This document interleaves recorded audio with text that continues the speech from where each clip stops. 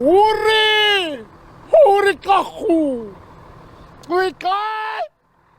language of those who once spoke it echoes off the face of Table Mountain.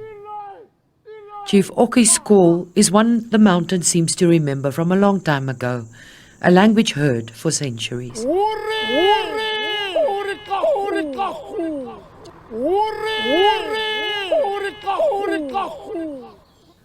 Long before Westerners reached the southern tip of Africa, it was the first indigenous peoples that named the sacred place. And the original name, if I may say so, was Urikwaga. It actually means a place where the clouds gather. You know, if you look at the sacredness and if you look in the east, that's where people gather to find God, to find, spirituality. And it was regarded sacred. Indigenous people knew how to treat the plants, the trees, and everything was just, in worshipping the Creator and being one with nature. Urikwaga's clouds, carried by the winds that shape this landscape, is part of the reason for its unique natural beauty. The mountain falls within the Cape Floral Kingdom, smallest of the 6 on Earth, but by far the most diverse. With more than 2,200, there are more plant species on Table Mountain alone than on the entire British Isles. 90 species are found nowhere else on Earth.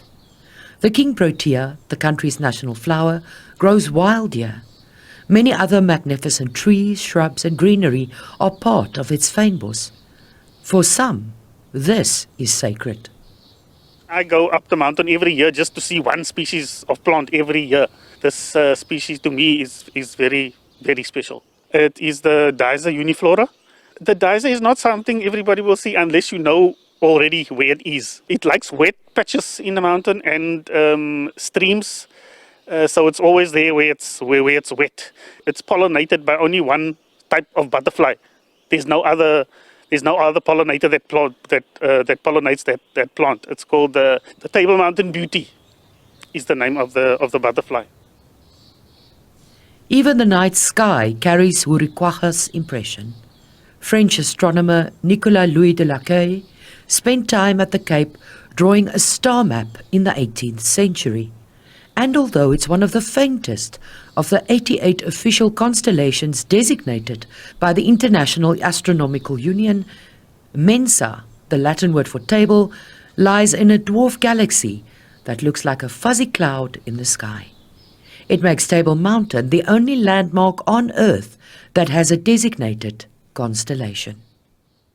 But even when he did that, he realized there were still voids in the southern sky without a constellation, so he named 14 new constellations, and he basically chose technology of the Enlightenment era, so you will find names like the telescope, the pendulum clock, the chemical furnace, but there is one constellation name which is absolutely non-technical, and that is Table Mountain. So why Table Mountain? Well, I guess as so many visitors today, he probably was wowed by Table Mountain. For the first indigenous peoples, it's hoped that visitors will look at this citadel and also remember what was before. Reclaiming the name Urikwaga and one day perhaps have it restored would aid in recognition and healing. Look at Urikwaga and think of the koi in the sun and the many Cape Koi groupings, especially that used to roam there, like the China Kwa, the Goranai Kwa, Goranai Kona.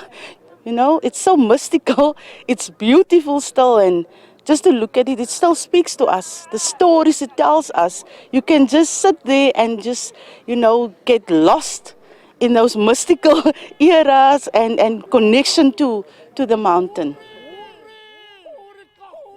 Following the sun to its top or its slopes or just gazing at it, Table Mountain, Urikwaga, it remembers, carries and will always have many stories and secrets to discover. Mariska Botha, SABC News, Cape Town.